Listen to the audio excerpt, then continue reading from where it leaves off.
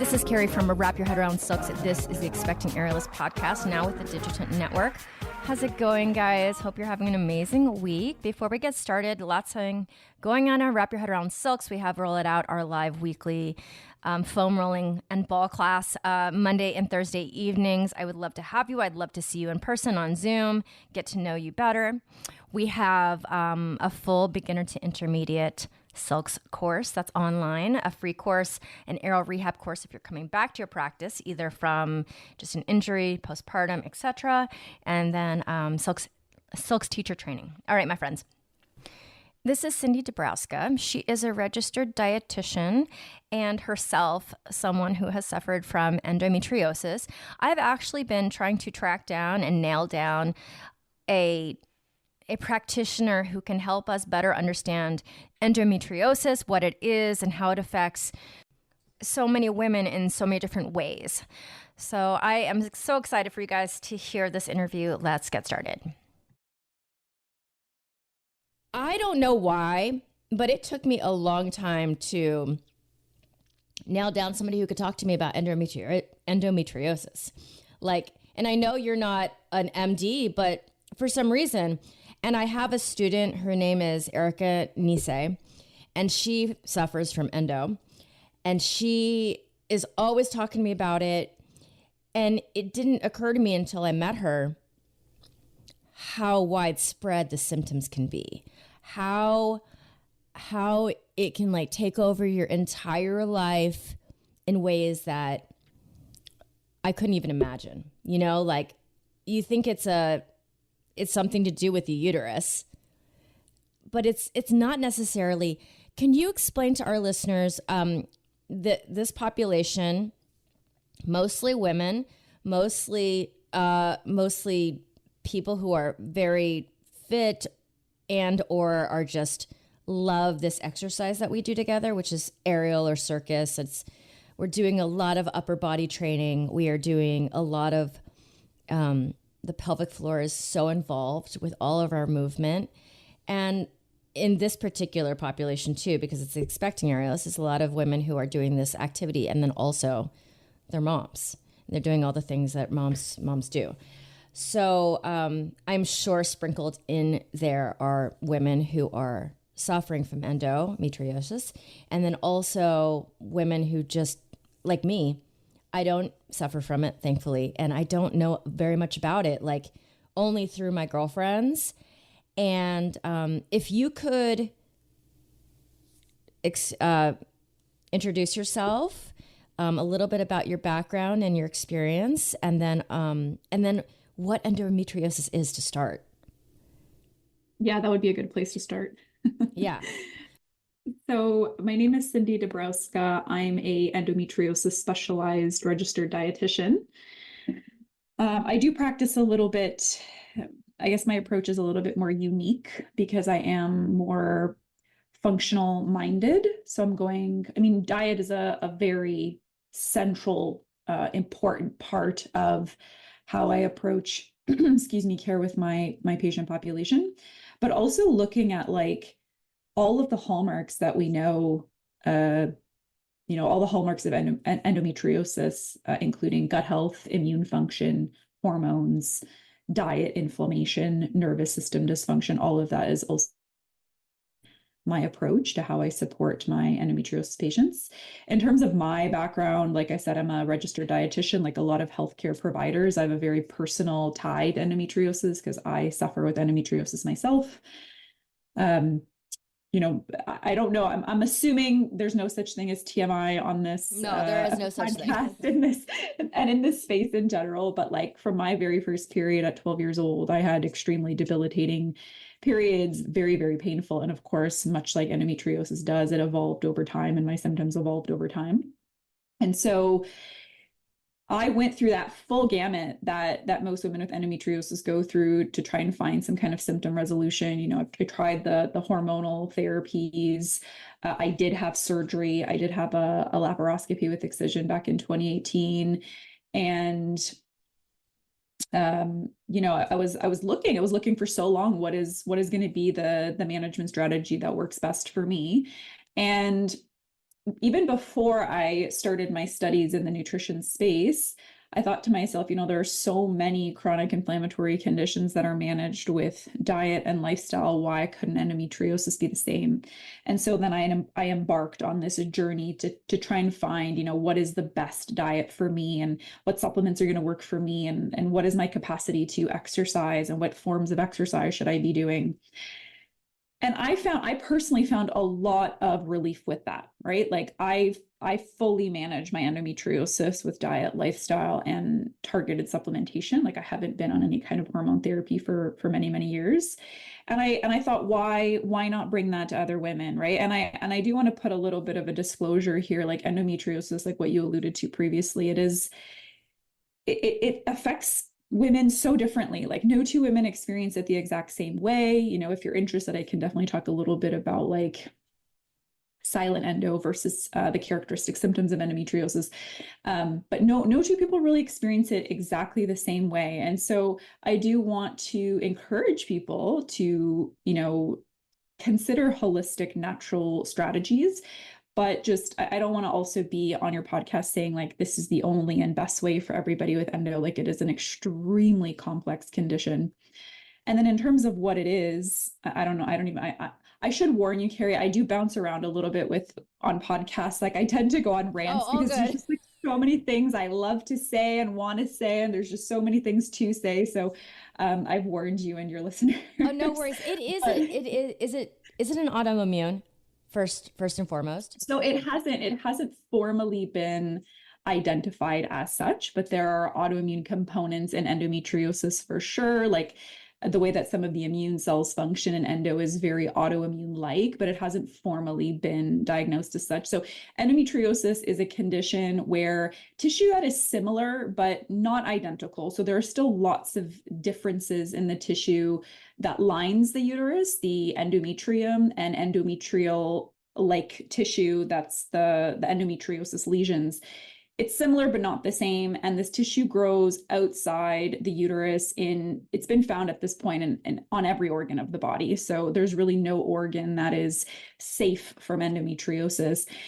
And it responds to those hormonal fluctuations throughout the cycle. So when we bleed during menstruation, those endometriosis lesions also bleed. But because the blood doesn't have anywhere to escape to, it starts to form scar tissue and these lesions inside the abdomen or other places throughout the body. And that can be extremely painful. It can affect organ function, certainly does affect fertility. And so that is what endometriosis is. Did you want me to talk a little bit about some of the symptoms? Oh, yes, please. And then also the silent versus, please. Sure. Yeah. So some of the characteristic symptoms of endo would be extremely painful, debilitating periods. It's probably the most characteristic symptom, although pain is not limited to just that part of the cycle. Some women will have really extreme ovulation pain. Some women, will just be in pain all cycle long, which is very unfortunate and very heartbreaking to hear. There's a lot of GI involvement as well with endometriosis. So the statistic is something insane, like 90 to 92% of endo sufferers will have some kind of GI involvement. So bloating or constipation or hard to pass stools or diarrhea or IBS type symptoms like being very reactive to certain foods or just reactive in general. So that's a very, very common symptom. Lower back cramping, pelvic pain. I mentioned already, like mid-cycle pain, spotting is common. You can get mid-cycle spotting, heavy bleeding with clots. Infertility is a huge symptom of endometriosis. About 50% of infertility cases are not assumed, but about 50% of infertility cases are due to endometriosis. And then within the endometriosis population, about 30% of women will struggle to conceive. That doesn't mean that all 100% of that 30% will not go on to have a successful pregnancy, but it's quite a large statistic for the population. So low energy, fatigue, brain fog, these are common ones as well. Some women report having pain in the legs as well. And then I always make a point of mentioning also that it's not just these physical symptoms, but endometriosis can be extremely isolating. There are some really big numbers in the endometriosis space related to how many sufferers experience some form of depression or anxiety. Like it's very, very isolating. And there isn't really a lot of good care for endometriosis sufferers. Like there's a lot of gaslighting that happens in this space, and there's not really a lot of good treatment options or management options. And so a lot of endo sufferers are left to feel very alone and gaslit. And so I always make a point to, to bring that up as well. It's not just physical symptoms. Also things like UTI or UTI-like symptoms, especially when somebody has endo on the ureters or on the bladder, can be really common as well. So a very, very long list of symptoms are possible with endometriosis for sure. And then in terms of silent and sort of the characteristic presentation of endometriosis, silent endometriosis, it basically is what it sounds like. It's endometriosis, but it doesn't really present with those characteristic symptoms. So women with silent endo don't really have pain. They don't really have a lot of GI related symptoms. They wouldn't know that there's anything wrong or that they have endometriosis. Typically the first sign is they've been trying to conceive for a longer period of time without success. And then if they happen to have a good doctor or a good RE who will investigate and maybe recommend, okay, let's do a laparoscopy, let's see if you have endometriosis, then they'll have the endometriosis excised and diagnosed at that point. And that's typically the first symptom in somebody with silent endo is infertility. They just can't conceive and nobody seems to know why. So that would be the difference between silent and sort of the characteristic endometriosis and some of the symptoms that you might see in somebody who has it. Wow, this sounds terrible. Sounds terrible. Mm-hmm. And you started feeling it right when you got your period when you were very young. Is that normal? Is that common? That's a good question. I mean, the presentation of endometriosis really varies. Like some women will have presentation right from the very start, right from their very first period or within the first year or two of getting their period. For some women, their symptoms will ramp up after a cycle of IVF, or for others, it might be after childbirth, or for others, they might not start experiencing symptoms until their, early to mid 20s, for example.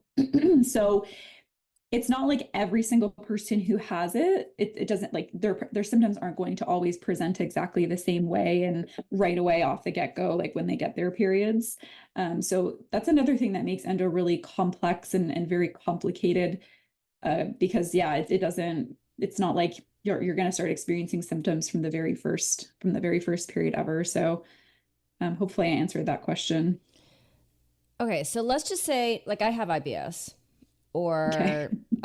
Let's just say a woman who is in their 40s tries to start conceiving and unsuccessful. Is it the type of thing that doctors are diagnosing? Like, are they saying to women, you might have endometriosis, like this could be a possibility? And how do you check for this? Like, I feel like you'd have to have does the doctor have to be like the Dr. House from that TV show to figure this out? I love that show. Yeah, the show's great.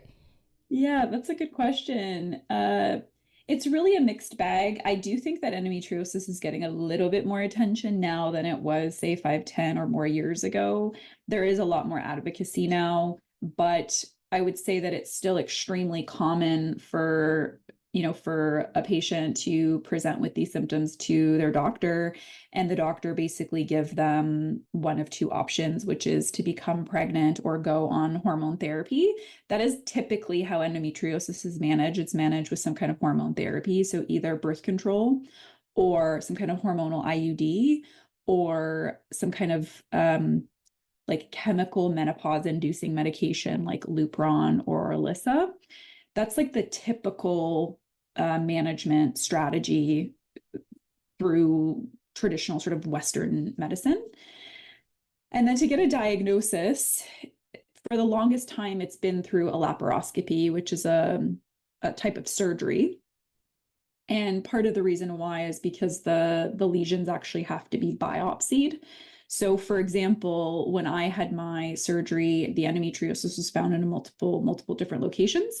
And what they found on my left abdominal wall turned out just to be scar tissue, but all the other areas that they biopsied turned out to be endometriosis. And it's really hard to, this is my understanding anyway, because full disclosure, I'm not a surgeon, right? I don't perform these surgeries regularly, so I can't really speak from firsthand experience, but my understanding is it is hard to be able to tell the difference between something like scar tissue and the endometriosis lesions. And so they do have to biopsy them.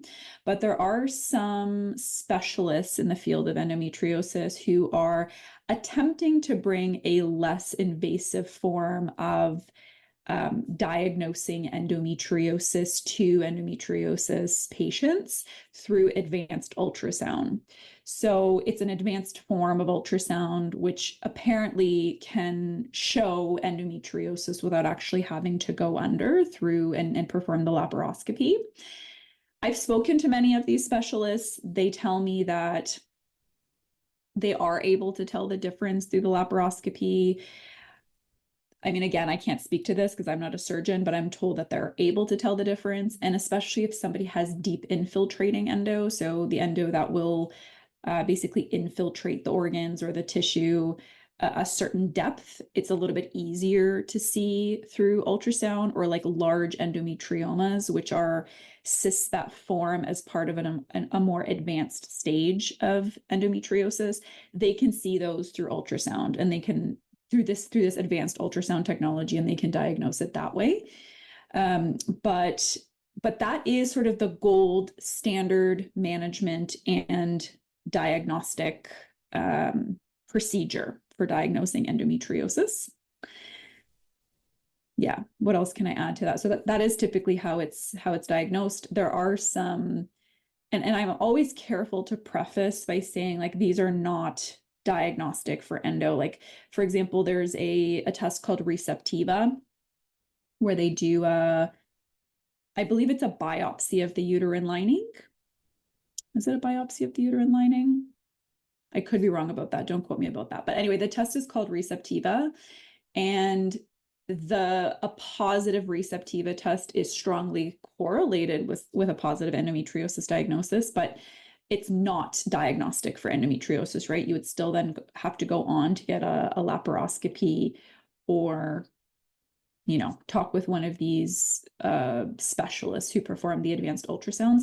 But that's how it's diagnosed. Okay. I wanted to go into your specialty, your field, when it comes to the diet and then dealing with fertility.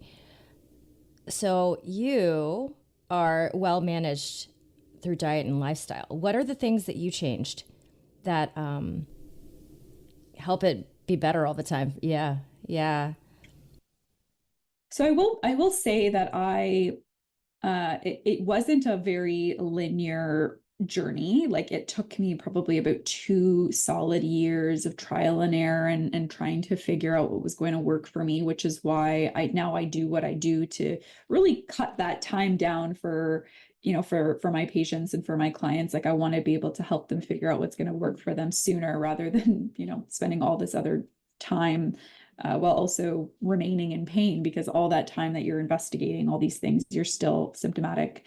For me, personally, I mean, it's been a really, really long time that I've been managing, like probably close to 10 years without any kind of hormones. So it's really just, so I guess the way that I manage might be a little bit different from the way that I do in practice. So maybe I'll give you both kind of answers. For me, there are certain things that I'm looking out for depending on where I am in my cycle. So it would be very unwise for me to, like, you know, go out for a night of drinking the week leading into my period. Alcohol is a big trigger for me. That probably wouldn't end well for me. I do also have a pretty negative response to gluten. There isn't a lot of research when it comes to gluten and endo, but there are some smaller studies that show that the majority of endo sufferers responded positively to removing gluten from the diet. So their pain symptoms did improve with gluten removal. So that's something that applies to me. I don't fully exclude gluten from my diet, but that certainly is a management strategy that works for me. And then I have some targeted supplements that I like to include in my supplement regimen. Like I do have a quality multi-prenatal that I like to take, fish oils, which, I'll sometimes skip on if I'm getting the omega-3s from diet, but omega-3s are essential. They do need to come from our diet. And so if we're not getting them from oily fish, we really need to be taking a quality supplement. Activity is something that really, really serves my body well as well. So my husband and I try and keep ourselves accountable, getting to the gym, going for walks, keeping active, because that seems to have a really, really positive effect on me personally and on my body. That is something that I've experienced more recently. So those are just kind of a couple of the things. And then I do also take something called low dose naltrexone. It is a medication that needs to be prescribed. It's not a hormonal medication and acts on the endocannabinoid system and boosts endorphins in the body, and that helps with pain management. So low dose naltrexone is a prescription medication. It's typically prescribed in high doses in populations that have some kind of addictions, like drug or alcohol addictions, things like that. But in low doses, it's been shown to be very effective for supporting the immune system and boosting those endocannabinoids, the endorphins, to help with pain management in the endometriosis population and other chronic illness populations. So I believe it has been used with like fibromyalgia patients and cancer patients and things like that. So that has been a big part of my management strategy as well. So I take that. For anybody who might be listening who has endo, they can certainly bring that to their doctor and ask if it's something that would be worth trialing. And then in terms of the way that I would manage with clients, right? Because I'm my own person, like I know what's going on in my body, but when it comes to supporting somebody else, the way that I like to approach that is by looking at all the ways that endometriosis affects the body, right? All the hallmarks of endometriosis. So first thing we're looking at is that immune dysfunction component, which you alluded to previously, right? You asked me, is it autoimmune? The understanding is that endo is a condition of immune dysfunction, right? So in somebody who doesn't have endometriosis, their immune cells are working, top notch, 100%. They're working just fine. So when endometriosis attempts to establish, the immune system will get a signal. It'll rush into that location, clear away the endo lesions that are attempting to establish. They clear it away, and then it doesn't establish and grow. But in somebody with endo, the immune system is a bit dysfunctional. And so these endo lesions, I'm obviously simplifying this a little bit, but these endo lesions will, attempt to establish, the immune system will rush in. Only part of the endometriosis lesions will be wiped away because the immune system isn't at like full capacity. And so part of the establishing endo lesions, they will establish, they'll develop a blood supply, and they'll start to grow. So there's this dysfunction in the immune system that's at the heart really of endometriosis. So in terms of my practice, I'm at the very least, I'm looking at improving intake of all vitamins and minerals that support immune function, things like vitamin D, omega-3, zinc, selenium, adequate amino acids, retinol, vitamin D, if I didn't say that already. So I'm making sure that the patient is getting all of those in. And then, we want to be active. Physical activity is one of the most important things you can do for your immune system.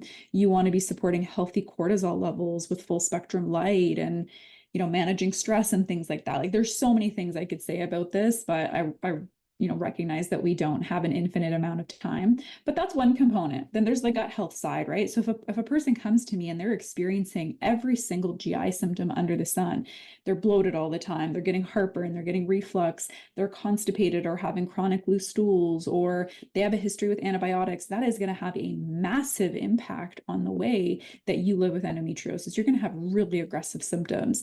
And so we're working on that. And that could be through like a tailored GI protocol that it might involve some GI lining support. It might involve some prebiotics, some concentrated prebiotic fibers. It may involve some probiotics. It may involve, tweaks in the diet, making sure we're getting more color from our plant foods, more resistant starches in the diet.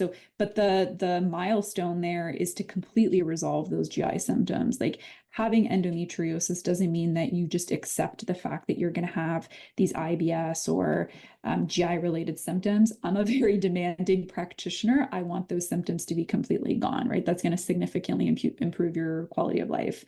The third thing would be hormones, right? We know that endo is an estrogen dependent condition. And so I like to do some comprehensive hormonal testing with my patients. Look to see, how is estrogen being cleared through your liver? What are your progesterone to estrogen ratio like?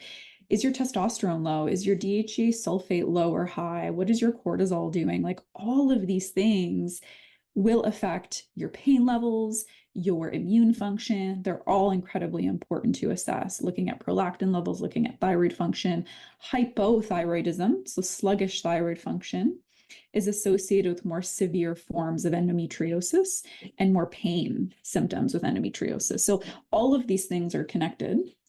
And then, of course, things like looking at inflammation. I'm looking at anything and anything. Okay, that was, you know what I mean? I'm looking at anything that might be driving inflammation in the body, right? Like, do you have elevated liver enzymes? What is your glucose like? Do you have insulin resistance, right? Like, I'm looking at anything, and we're working on improving that, right? Because we want to reduce the overall inflammatory load in the body. And then I'm also looking at things like nervous system function.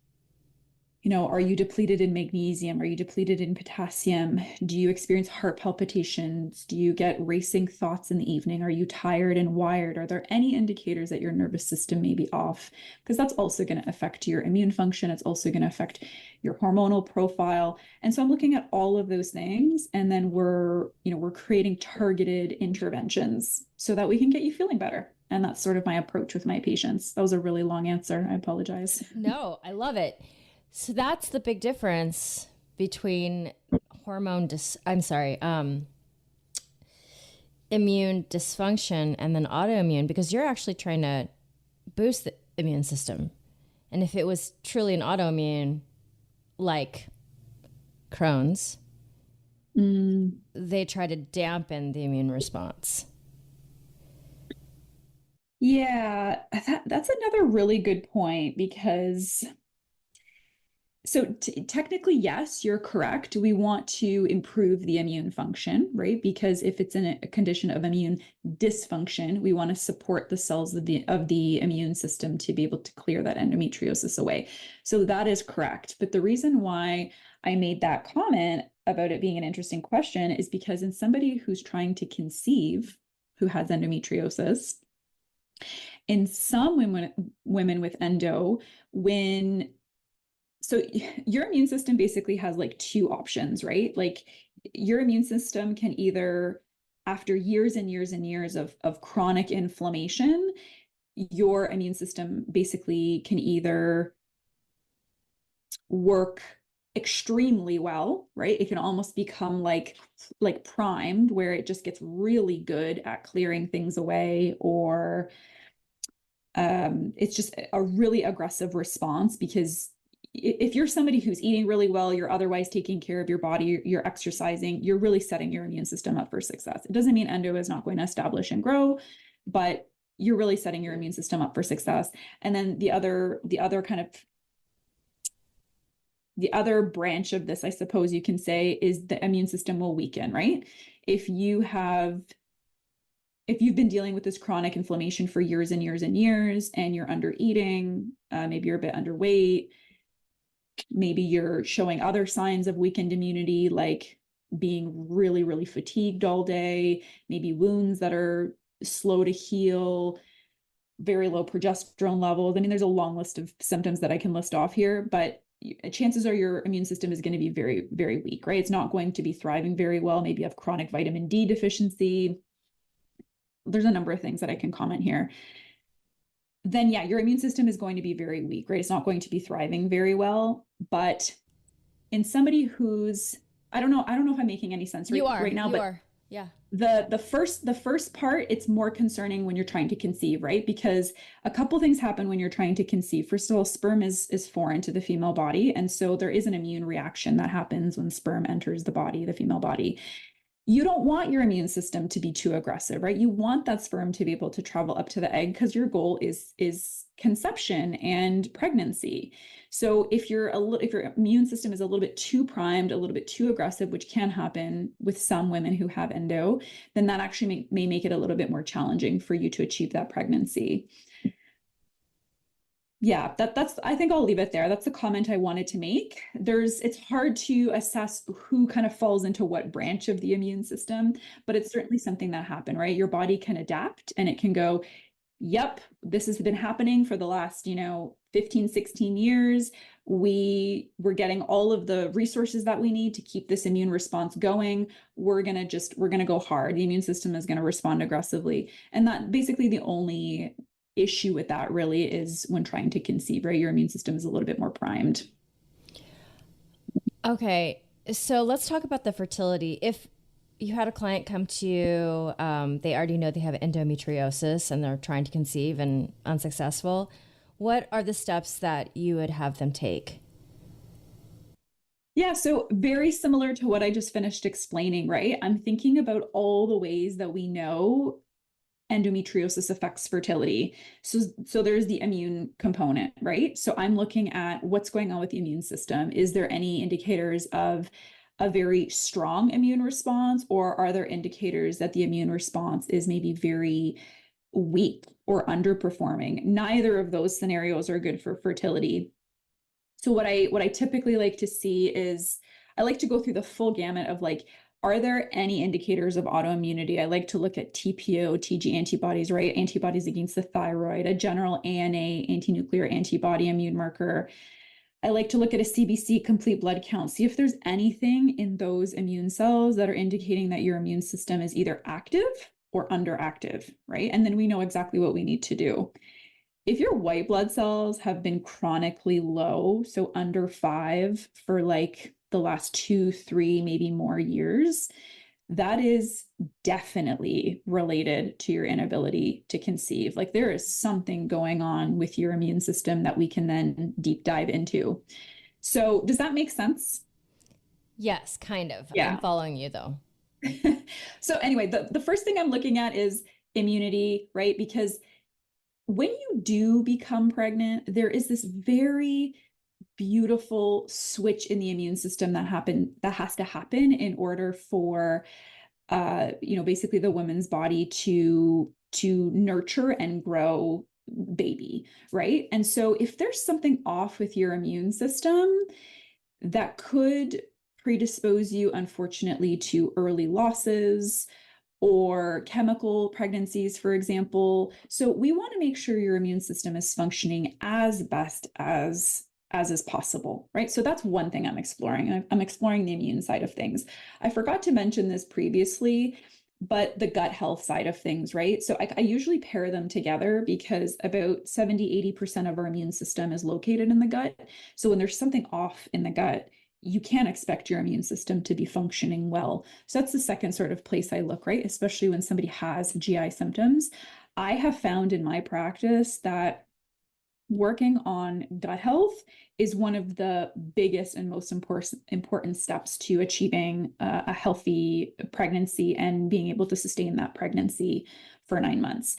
If there is something off there, if you have a history with antibiotics, if you're experiencing all sorts of just super uncomfortable GI symptoms, that is a really, really, really good place to start. So that's another thing I'm looking at. And then I'm looking to optimize those fertility specific hormones, right? We're looking to make sure your progesterone levels are healthy, that they're not dropping too aggressively in the luteal phase, right? Which is that phase between ovulation and the start of your period. I'm looking to optimize testosterone because it's really important for follicular genesis, right? For follicle development that ultimately turns into an egg, right? That you ovulate. I'm looking at DHEA sulfate, which is really important for the quality of your eggs.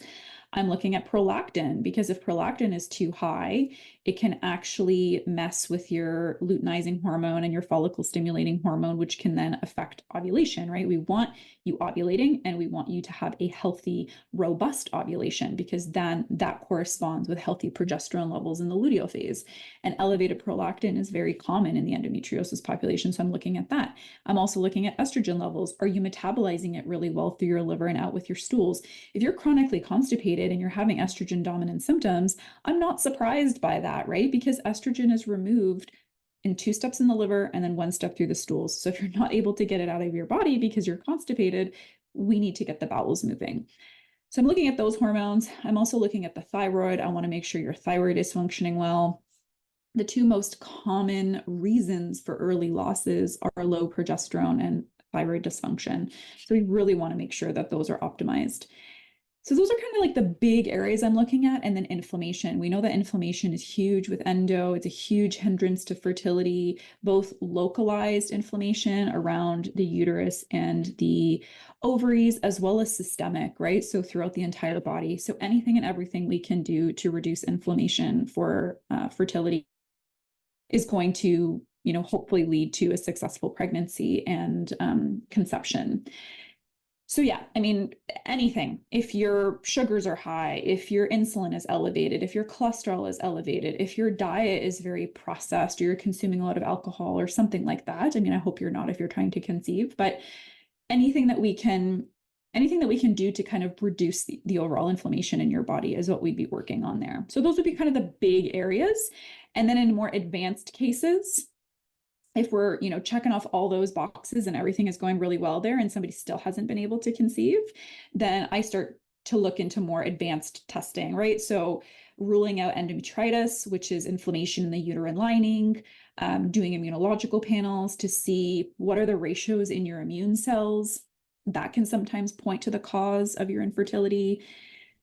Maybe ruling out celiac disease. It's crazy to even think about, but I have had cases in my practice where, these women, they're experiencing recurring losses which to me screams autoimmunity. And they're having these autoimmune panels done, but the doctor will miss like 1 or 2 types of like autoimmune condition. And then I'll recommend, okay, let's test for that. Turns out they have it. We do a little bit of work on the gut, and then it leads to a successful conception, pregnancy, and birth. So yeah, like celiac is one that I might look at, looking at the thyroid antibodies. So that would be the more advanced stage of testing. Sometimes I'll recommend doing a vaginal microbiome swab, especially if you're somebody who's taken a lot of antibiotics or has been prone to bacterial vaginosis or yeast infections or UTIs, because the vaginal microbiome communicates a lot up to the uterine microbiome. And if there's a lot of imbalance there, if there's a lot of dysbiosis, then it can be communicating to the uterine microbiome that this is not a safe place for procreation. And so by changing the environment in the vaginal microbiome, we can also reduce any localized inflammation in the uterus as well. So those are just a handful of ways that I like to support my endometriosis patients with fertility objectives. Many years ago, like maybe more than 5 years ago, my gut's always been something that I've struggled with, but I thought I was getting UTIs all the time, separately. After sex, I would just like have those symptoms. I learned now, many years later, that like my pelvic floor is probably just too tight. I'm an aerialist, I'm a dancer, really tight pelvic floor, really hypotonic, and I was taking antibiotics for UTI, and then my gut got destroyed.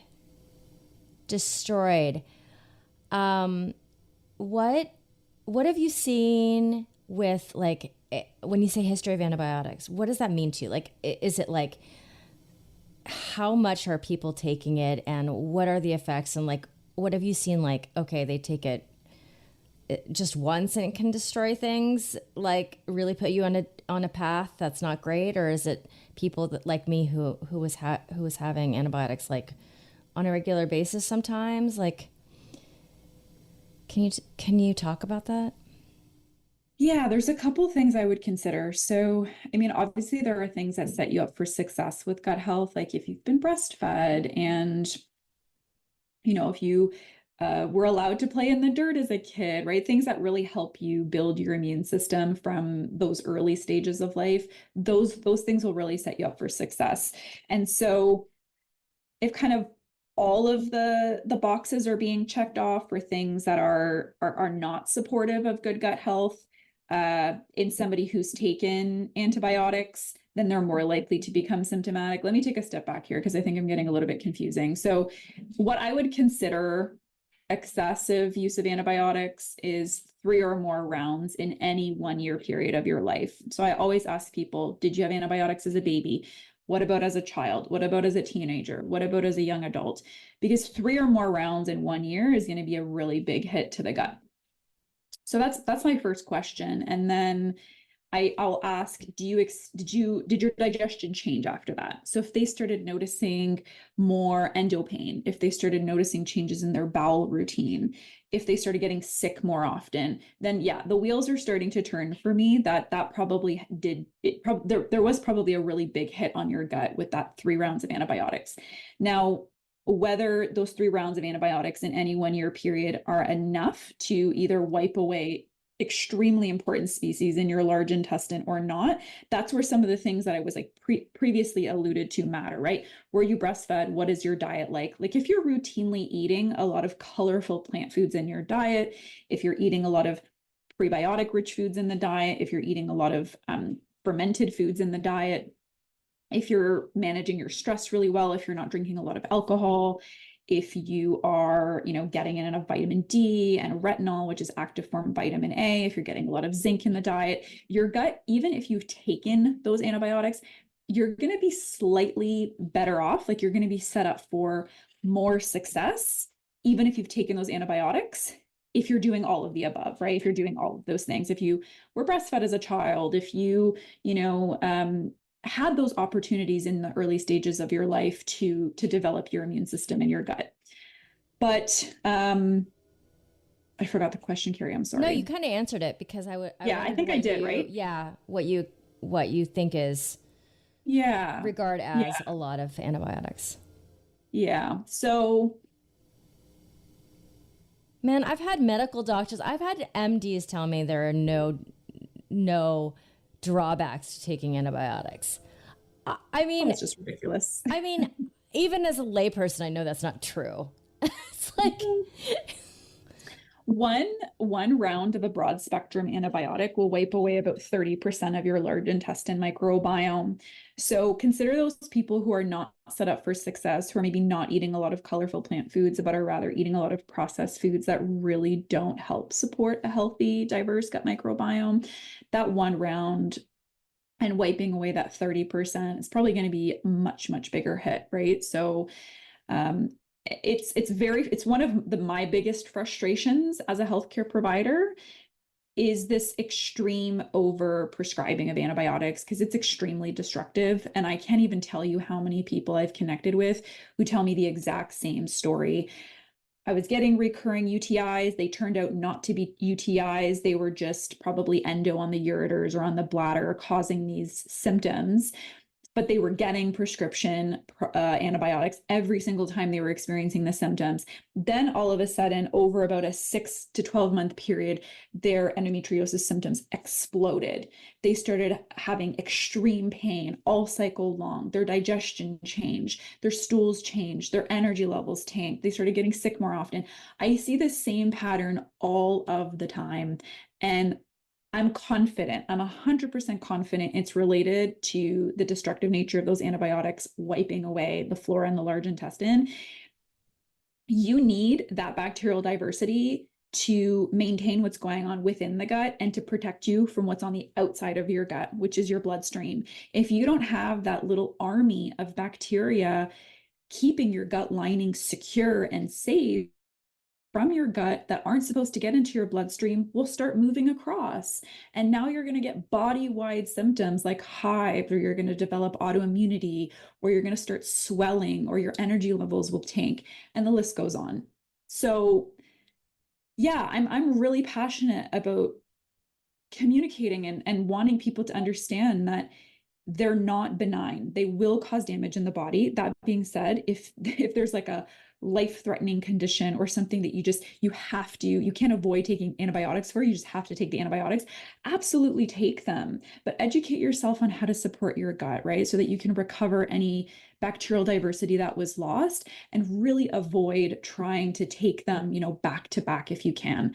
But that is if you can, right? Don't avoid antibiotics just because you heard me talk about it on this podcast. If you absolutely need them, if you're getting recurring UTIs, always have yourself cultured, because it can turn out that it's not actually UTIs. It could just be that you're getting UTI-like symptoms, and then you'd be taking antibiotics unnecessarily. So, yeah, it's a frustration of mine. So I'm sorry, I needed to get that out. No, it's fine. It was me too, because like no one was looking at my overall holistic in a holistic way. Just like really looking at the one thing. The one doctor would see the one thing, prescribe for that thing. And, now that I have this podcast and I talk to all these women, it's so common for us to have a tight pelvic floor. Too tight. Like, so common. And, I've heard the story, and then other women, oh, I have UTIs, but they're not. And how do we actually, and now I have this breathing technique that allows me to relax and those symptoms go away. It's amazing. I'm like, I wish I knew this earlier. Cindy, let's wrap with one more question, because I know your time is so valuable. So if you have any advice for my population of women out there. So these women are very fit. They're looking for ways they already have a healthy lifestyle generally.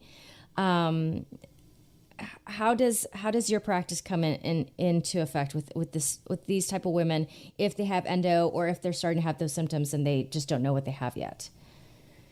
Yeah, I would say the biggest thing that we didn't talk too much about in this population would be to make sure that you're eating enough, and that, like, particularly carbs, if you're doing a lot of cardio, or adequate protein if you're trying to build muscle, or if that's just kind of a natural effect of the type of movement that you're doing, you really need to be eating enough, right? Because you're so active.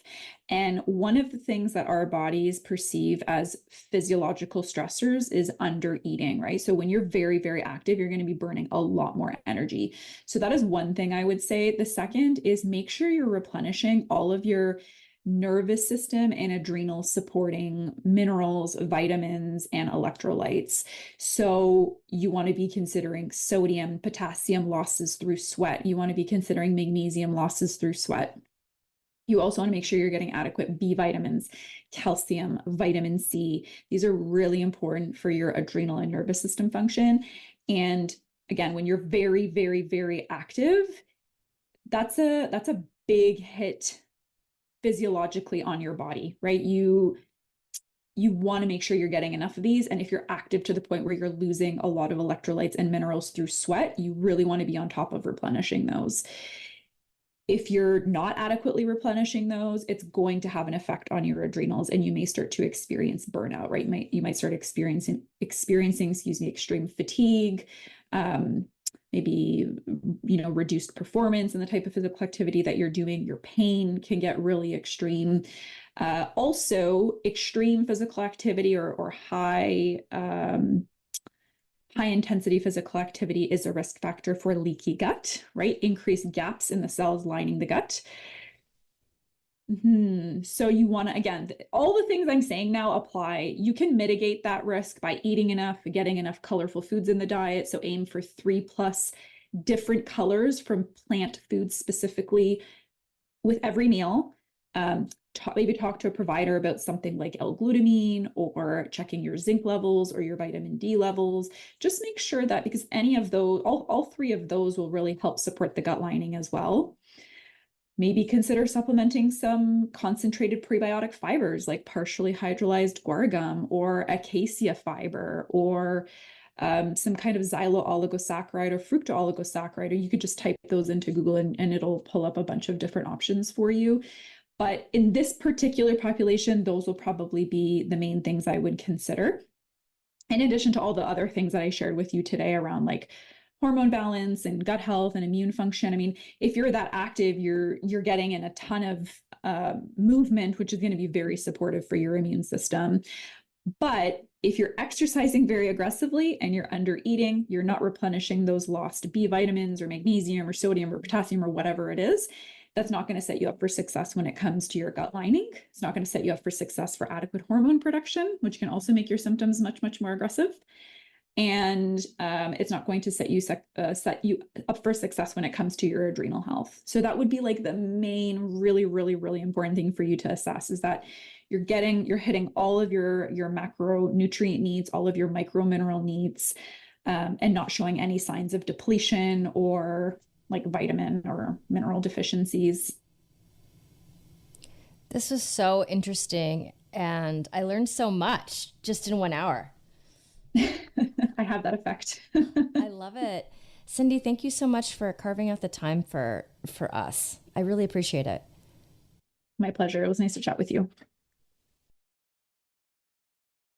Cindy, thank you so much for coming on, lending us your wisdom and your knowledge on this topic. We appreciate you. And listeners, if you would honor me with a 5-star rating and review, I would appreciate it so much. Check out wrapyourheadaroundsilks.com. Lots of free resources there for you. And if you'd like to check out Greener Grass, the podcast I do with Kelly McVeigh, if you want to hear the sound of my voice, I'd love to have you. All right, guys, over and out. We'll see you next time. This is The Expecting Podcast.